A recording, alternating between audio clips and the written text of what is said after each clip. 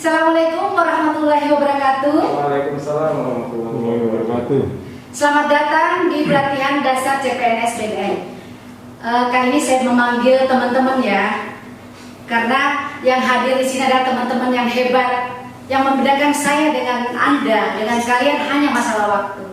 Suatu saat Anda akan berdiri, ya, saya akan duduk. Artinya posisi kita tidak tahu seperti apa ke depan.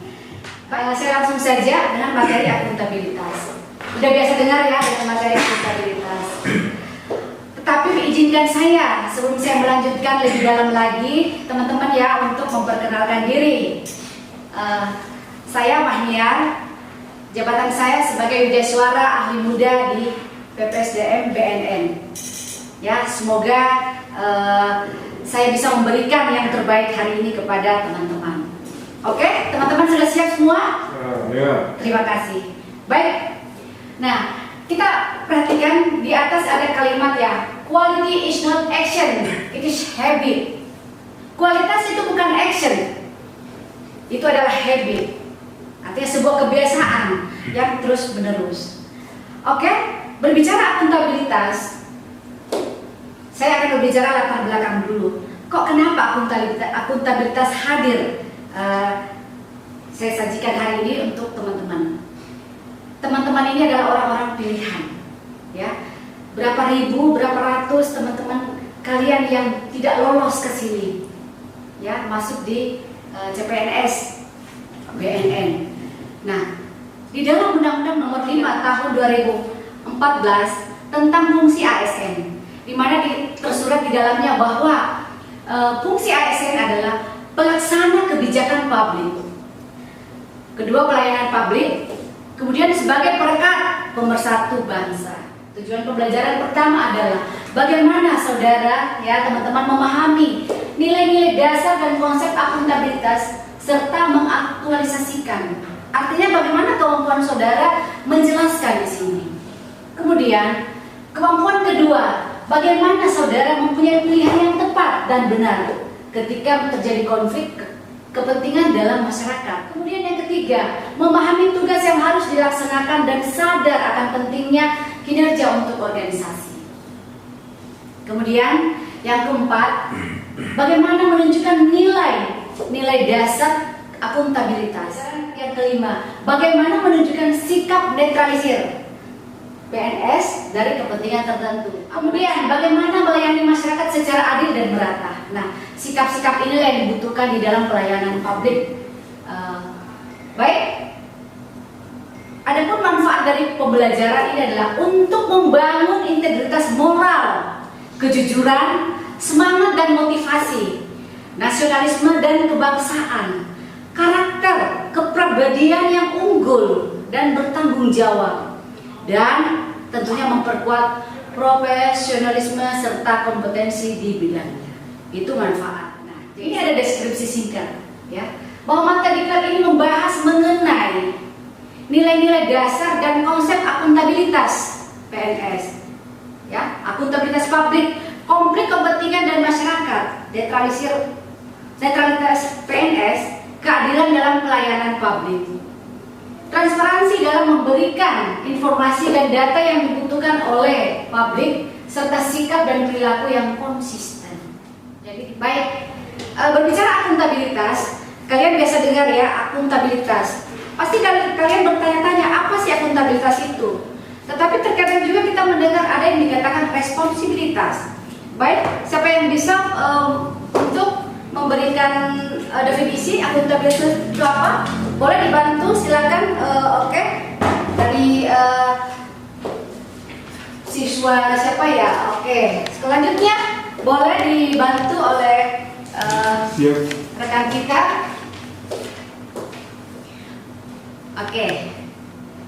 Oke, terima kasih. Baik, saya akan ajukan di depan ya, supaya bisa kita sama-sama menyaksikan. Saya akan tempel di sini, ya. Oke, dari peserta yang lain, dari rekan kita ya.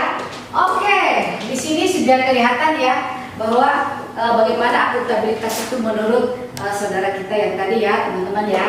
Dikatakan akuntabilitas sebuah proses ya, mengedepankan kejujuran. Di depan ada kewajiban bertanggung jawab yang harus dicapai. Itulah akuntabilitas. Kemudian responsibilitas, kewajiban untuk bertanggung jawab. Nah, kedua hal tersebut merupakan amanah seorang PNS. Ya. Sekarang merujuk kepada amanah PNS. Apa sih amanah PNS itu? Nah, di sini mampu mengambil pilihan yang tepat dan baik jika terjadi konflik, mencegah terlibatnya politik praktis, ya. Kemudian memperlakukan semua warga secara adil dalam penyelenggaraan pelayanan publik. Dan keempat, bagaimana kita menunjukkan sikap dan perilaku yang konsisten. Di dalam akuntabilitas memiliki aspek-aspek yang sangat penting, yaitu relationship. Ya, bagaimana akuntabilitas menunjukkan bahwa di sini penting yang namanya kerjasama. Kemudian resultant oriented, bagaimana dengan hasil kinerja. Kemudian rigorous reporting, bagaimana laporan, ya, akuntabel. Dan meaningless without consequence, dibutuhkan konsekuen dan diproses. Baik, selanjutnya kita ke fungsi utama akuntabilitas. Di dalam fungsi utama akuntabilitas terdapat 3, yaitu peran demokrasi, ya, dengan membangun suatu sistem yang melibatkan stakeholder. Kemudian ada peran konstitusional untuk mencegah korupsi yang menyalahgunakan kekuasaan. Kemudian ada peran belajar untuk meningkatkan efisiensi dan efektivitas. Baik, di dalam akuntabilitas mempunyai tingkatan yang kita awali dari tingkat pertama, yaitu dari tingkat stakeholders yang dimaksud dalam masyarakat umum, ya, pengguna layanan, pembayar pajak yang memberikan masukan atau saran dan kritik. Jadi masuk kepada tingkatan organisasi. Akuntabilitas organisasi mengacu pada hasil pelaporan kinerja yang telah dicapai, baik laporan individu maupun laporan organisasi. Kemudian ke tingkatan kelompok. Akuntabilitas kelompok mengacu pada pembagian kewenangan yang semangat bekerja sama dan mencapai kinerja organisasi yang diharapkan. Serta akuntabilitas individu. Nah, ini ya rekan-rekan perlu cermati bagaimana akuntabilitas mengacu pada hubungan antara individu, lingkungan, yaitu PNS dengan lingkungannya, dengan rekan kerjanya, ya, dengan tingkatan personal. Tingkatan personal mengacu pada nilai-nilai yang ada pada diri seperti kejujuran, ya, integritas, moral, dan etika. Baik teman-teman, selanjutnya kita masuk ke mekanisme akuntabilitas. Berbicara mekanisme akuntabilitas, ada 4, yaitu kejujuran dan hukum, ya, terkait kepatuhan terhadap hukum dan peraturan-peraturan yang diterapkan. Ya, kemudian proses terkait pemberian pelayanan publik yang cepat dan responsif dan murah. Ya.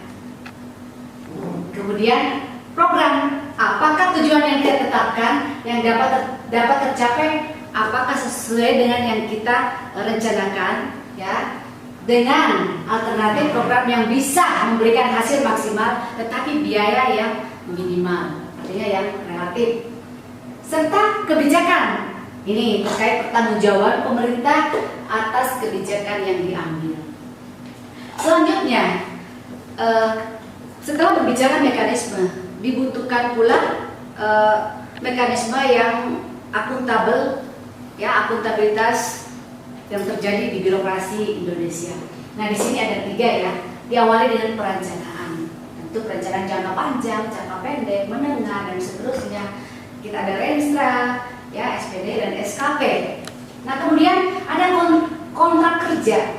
Ini kontrak kerja yang implementasi dari peraturan PP nomor 46 tahun 2011 tentang penilaian prestasi kerja PNS. Dan berakhir dengan laporan, tentunya laporan kinerja yang akuntabel. Ada lakip yang berisi pengukuran analisis capaian kinerja serta akuntabilitas keuangan. Baik rekan-rekan, bagaimana kita menciptakan lingkungan yang akuntabel, ya? teman-teman di sini sebanyak satu kelas 40 orang. Nah, bagaimana menciptakan lingkungan atau kembali ke tempat satker masing-masing ya. Nah, disinilah kita dituntut bagaimana kita bisa menjadi PNS yang akuntabel. Nah, di sini ada kepemimpinan, transparansi, integritas, tanggung jawab, rasa keadilan, kepercayaan, keseimbangan, kejelasan, dan lagi-lagi konsisten. Ya, bisa dipahami ya. Dan selanjutnya, langkah-langkah yang harus dilakukan dalam menciptakan framework akuntabilitas. Yang diawali dulu tentukan tujuan, menentukan goals dulu. Apa-apa nih tujuan yang akan kita capai? Ya, yang tentu saja yang bisa dipertanggungjawabkan. Kemudian rencanakan apa yang dilakukan untuk mencapai tujuan. Jadi tahapnya setelah menentukan goal, kita rencanakan dulu apa yang akan kita lakukan mencapai tujuan. Kemudian bagaimana kita melakukan implementasi daripada apa yang sudah kita rencanakan, disertai dengan monitoring sampai di mana kemajuan pelaksanaan kegiatan. Kemudian kita buat laporan. Ketika memberikan laporan, nah disinilah kita dituntut benar-benar bahwa laporan yang benar-benar real, nyata, ya, yang benar-benar lengkap sesuai dengan apa yang kita kerjakan. Dan di dalam laporan tentu akan kita evaluasi, berikan masukan, perbaikan. Nah, jika ada yang perlu diperbaiki atau dilanjutkan, itu terjadi secara cycle, berkelanjutan. Nah, akhirnya kembali lagi kepada tujuan. Apakah tujuan yang awal itu sudah tercapai apa tidak? Atau perlu lagi kita masuk ke akuntabilitas dalam konteks, ya, praktek kecurangan. Biasa dengar ya, fraud dan perilaku korup. Biasa kita dengar. Nah, di sini ada terjadinya kecurangan karena lemahnya pengendalian internal organisasi. Nah, yang kendalikan itu siapa teman-teman? Boleh beri masukan? Oke, benar. Yang lain? Iya, benar. Artinya bagaimana kita memberikan ya pengendalian terhadap organisasi, aturan-aturan, kemudian adanya tekanan. Nah, ini terjadinya penyimpangan karena adanya tekanan, kebutuhan pribadi, lingkungan, ya bahkan keluarga. Ya ini jangan sampai. Dan ketiga, rasionalisasi karena seseorang mencari pembenaran. Nah, selanjutnya, penggunaan sumber daya milik negara. Kemudian ada tanggung jawab dan efisien. Penggunaannya dilakukan secara bertanggung jawab serta pemeliharaan. Ini sangat penting. Ya, biasanya kendaraan karena bukan menjadi tanggung jawab, jadi semau gue. Nah, setelah ada pemeriksaan menyalakan. Nah, ini yang penting rekan-rekan. Nah, setelah kita mempelajari akuntabilitas, baik ketua kelas mana? Oke, silakan ketua kelas untuk membagi rekan-rekan ya sebanyak 4 kelompok ya, karena kita ada 40 di sini. Silakan selesaikan kasus di atas secara diskusi. Oke, baik. Oh, gimana? Udah selesai? Baik rekan-rekan, silakan diatur posisinya untuk kelompok 1 sebelah sana, kelompok 2, kelompok 3 dan kelompok 4. Ya, masing-masing siapkan siapa pemateri paparan ya, presentase dan siapa moderator dan selanjutnya. Oke. Baik. Oke. Terima kasih rekan-rekan. Diskusi hari ini sangat luar biasa, ya. Sudah memahami daripada akuntabilitas. Baik, sebelum saya tutup karena waktu juga, ya, yang sangat singkat ini, tapi besok kita ada pertemuan selanjutnya ya. Nah, di sini materi dari awal tadi, saya minta untuk rekan-rekan yang bisa menyimpulkan, silakan. Oke. Teman yang di pojok sana, wow, oke, silakan menyimpulkan. Oke, bagus sekali. Nah, yang di sebelah sana, wow, bagus. Oke, lah, bagus sekali dari rekan kita ya. Yang satu ini menyimpulkan dengan sempurna lagi ya. Baik, dengan berakhirnya materi di atas ya. Maka berakhir pula pertemuan kita hari ini. Dan insya Allah kita akan berjumpa lagi di jadwal selanjutnya. Baik rekan-rekan, untuk membangun sebuah peradaban dibutuhkan semangat dan kerja cerdas. Bukan sekedar simbol atau pilihan, tetapi juga rekam jejak yang akan kita tinggalkan.